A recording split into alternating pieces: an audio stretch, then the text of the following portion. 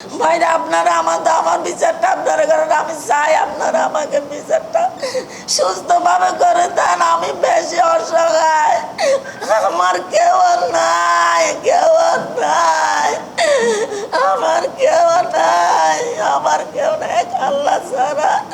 এ বাজি তোর বাবা ভাই মা আর তোর বাসা, আমি একা বাড়িতে পড়ে রয়েছি।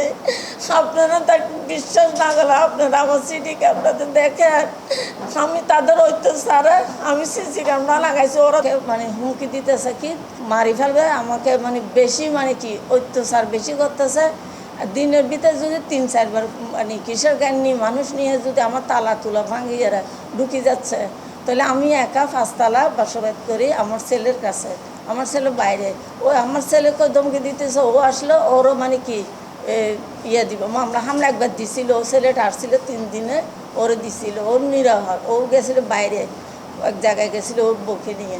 তারপর ওখান থেকে আসছে, ওরে দিচ্ছে মামলা করছে তো ওর জামাইয়ের জন্য। আর সবাইকে দিছিল সাজা। ওর সাথে কেউ কথা বলে হয়তো পুলিশ সব আমাদের পুলিশের আমরা পকেটে রাখি। তারেক রহমান স্যারকে আমি সালাম জানাই।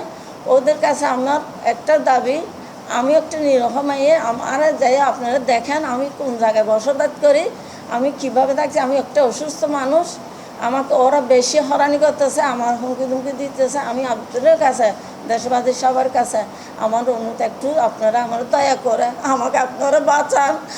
আমাকে আপনারা আবার না বাঁচালেন আমি মারা যাব। আমি এখন ডিপ্রেশনের রোগী। এই আপনারা বিশ্বাস না করলে দেখেন, এই আমি পার বিয়েতে আমার সব কিছু এখানে ডিটেল সব আছে। এখন তারা বলতেছে কোনো কিছু হলে টাকা দাও, টাকা দাও। আমি কিসের ভিত্তিতে টাকা দিব? আমার 70 বয়স হয়ে গেছে, আমার কোনো হাঁটে চলে না। আবার ওরা আমার জন্য মামলা দিছিল, আমি ওরা মায়ের দৌড় করছি, অমুক করছি। ওরা থাকে আর জায়গাতে, আমি থাকি মিস্ত্রি করা। ওখান থেকে আমাকে ওখানে অনেক খারাপ খারাপ ভাষা দিয়ে ওরা আমাকে ইয়ে দিছে। দেওয়ার পরে বলতেছে কি আমাকে জামিনে আনছে। জামিন আনার পরে আবার আমার ওই ছোট সতীন 3 নম্বর ওরে দিয়ে আবার 8টা মামলা, হরানি মামলা। ওখানে নিয়ে গেছে আমাকে 5 বার পুলিশের কাছে। লাভিয়ে বসরি ফুতুলি আর ফর্সা আমাকে এরকম ধমকি দিয়ে। ওদের আমার পাশের মানুষ আছে, আমার ভাড়াটিরা আছে, আমাকে বেশি অত্যাচার করতেছে। স্যার আমি এখন বাঁচবো কীভাবে? আপনারা আমার দয়া করেন, আপনাদের কাছে আমি ক্ষমা পাচ্ছি। আপনারা আমার মা সম্বন্ধ, মা আমার নাম হয়েছে জমিলা বেগম। আমি আইনের দ্বারস্থা যাইতে পারতেছি না। ওরা সবাই আমাকে ভয় দেখাচ্ছে, আমাকে গুম করবে, আমাকে মেরে ফেলবে। অবশ্য আমাকে মারার ওরা সব প্ল্যান, মানে ওটা কি 5 তালা ওরা দখল করবে, এটা ওদের মানে কি ওদের একটা উদ্দেশ্য। আমার ছেলের নিরাপত্তা চাই, আমার নিরাপত্তা চাই। আমার ছেলে আজকে না আসলে কালকে আসবে। তো আসবে আসবে না, ওর বাড়িতে ঘরে আসবে। ওইখানে ওরা মামলা একবার দিছিল, হরানি মামলা করে আমার ছেলের বিদেশ না যাওয়ার জন্য।